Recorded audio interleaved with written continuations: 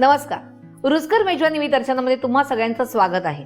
माघी गणेश चतुर्थी, गणपती बाप्पाला आवडणारा प्रसाद म्हणजे मोदक, पण काही जणांकडे करंजी पण बनवतात। तर आज मी तुम्हाला दाखवते करंजी कशी बनवायची, पण त्यात थोडासा ट्विस्ट आहे, मी मावा जास्त घातलेला आहे। तर सुरुवात करूया। आता काय करायचंय, सुरुवातीला आपल्याला गॅस सुरुवात करायचंय। तर आपण सुरुवात करूया। गणपती बाप्पा मोरया। इथे मी 1 वाटी किसलेला नारळ घेतलेला आहे, तो आपण घेऊया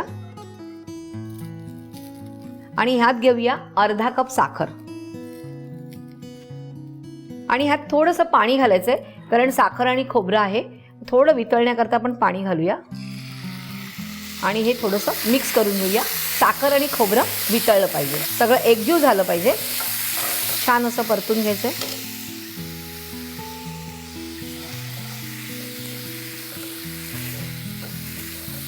आता आपण ह्यात मावा घालूया। इथे मी किसणी घेतलेली आहे, साधारण 150 ग्रॅम मावा आहे। मावा थोडासा मी जास्त घालते। बाजारात तुम्हाला 2 प्रकारचा मावा मिळतो, एक हरियाली मावा असतो आणि एक साधा मावा असतो। तर मी इकडे साधा मावा यूज केलेला आहे। हरियाली मावा जनरली आपण काय करतो, गुलाबजामला यूज करतो। मावा किसून झालेला आहे। आता आपण काय करूया, आधी मिक्स करून घेऊया आणि ह्यात व्हेरिएशनसाठी तुम्ही गुलकंद घालू शकतात, तरी छान लागतं। मिक्स ड्रायफ्रुट्स घालू शकतात, खजूर बारीक चिरून घातला तरी पण छान लागतो। आता ह्यात घालूया आपण अर्धा टीस्पून वेलची पावडर आणि पुन्हा मिक्स करून घ्यायचंय। तुम्ही नुसत्या नारळाच्या पण करू शकतात, पण माझ्या मैत्रिणीकडे गणपती येतो, तर तिने मला सांगितलं की आम्ही जनरली काय करतो की माघी उत्सवाला काय करतो की साधारण आम्ही साखर आणि खोबऱ्याच्याच करंज्या किंवा मोदक करतात, त्यांच्याकडे गुळाच्या करत नाहीत। आता प्रत्येकाची वेगवेगळी पद्धत असते, कोणाकडे गुळाच्या पण करत असतील, पण मला तिने असं सांगितलं म्हणून मी म्हटलं चला आज मी पण साखरेच्याच करते। आणि गुळ घेतलं की तुम्हाला मावा घालता येणार नाही। आता त्याचा छान असा गोळा होऊन द्यायचा, म्हणजे पूर्णपणे गोळा नाही, पण असं सुकलं पाहिजे। आणि ह्यात मी कुठेही तूप वापरलं नाही, कारण माव्याला छानपैकी तूप सुटतं। आता आपण ह्यात घालूया 2 टेबलस्पून मिल्क पावडर, म्हणजे ते छानपैकी बाइंडिंग होतं। मिक्स करायचंय।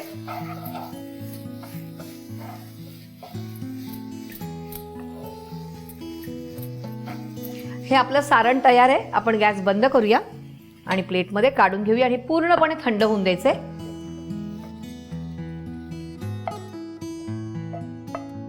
आता हे थंड होण्यासाठी आपण ठेवणार आहोत आणि तोपर्यंत आपण काय करायचं, वरचं जे कव्हर आहे ते बनवून घेऊया।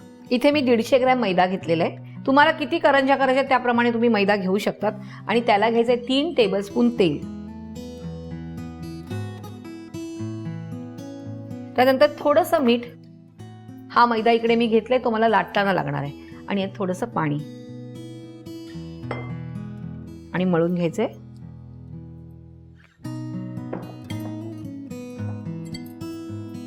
अजून थोडं पाणी घालूया।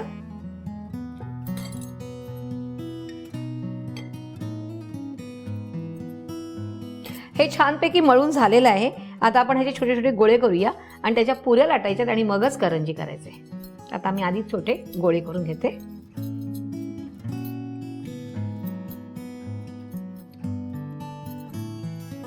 असे आपले गोळे झालेले आहेत करून। आता आपण हे लाटून घेऊया। आता पोलपाट लाटणं इथे घेऊया आणि ह्यात आधी गोळे करून ठेवूया।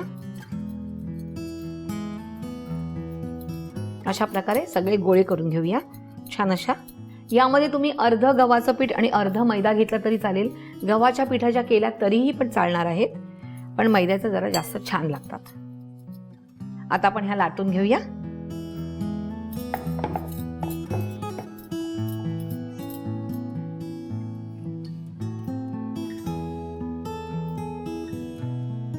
आणि अशा प्रकारे आपल्या सगळ्या पुऱ्या ज्या आहेत त्या आपण लाटून घेतलेल्या आहेत। आता आपण काय करायचं, ह्या भरून घ्यायच्यात आणि ह्याला मी कातणी वगैरे काही वापरणार नाही, मी हाताने ह्याला मुरड घालणार आहे।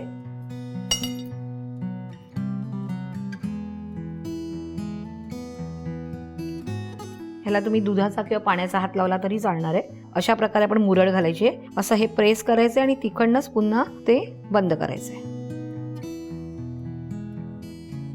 अशा प्रकारे आपण सगळ्या ज्या ह्या करंज्या आहेत त्या भरून घेणार आहोत। आणि एकीकडे मी तेल तापत ठेवलेलं आहे.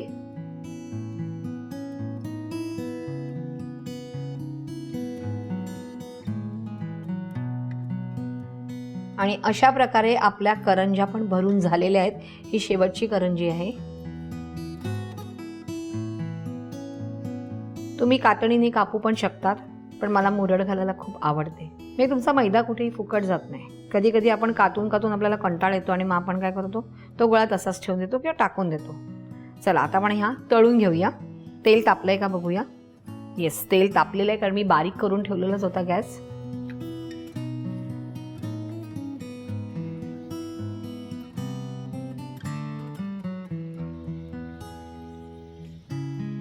छान अशा गुलाबी रंगावर त्या काढायच्या, तोपर्यंत तळायच्यात.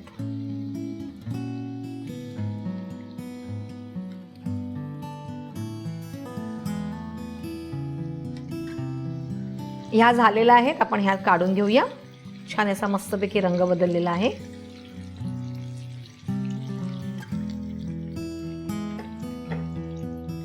आता आपण ह्या दुसऱ्या राहिलेल्या करंज्या आहेत त्या आपण तळून घेऊया. आपल्या बरोबर 11 झालेल्या आहेत. या पण करंज्या झालेल्या आहे. आधी आपण गॅस बंद करूया.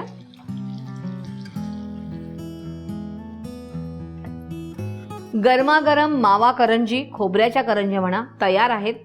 ह्या मागी गणपतीला तुम्ही ह्या नक्की बनवायच्यात आणि मला कमेंट्समध्ये कळवायच्यात. आणि अशा छान छान आणि नवनवीन रेसिपीसाठी पाहत राहायचंय रुचकर मेजवानी.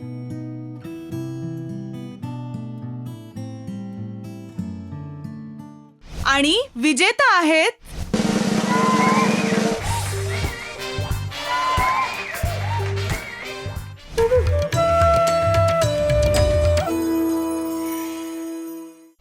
या आठवड्यातील माझी रुचकर मेजवानी कॉन्टेस्टचे इन्ग्रेडियंट्स आहेत गाजर, हळद, जिरं, कढीपत्ता आणि तांदूळ.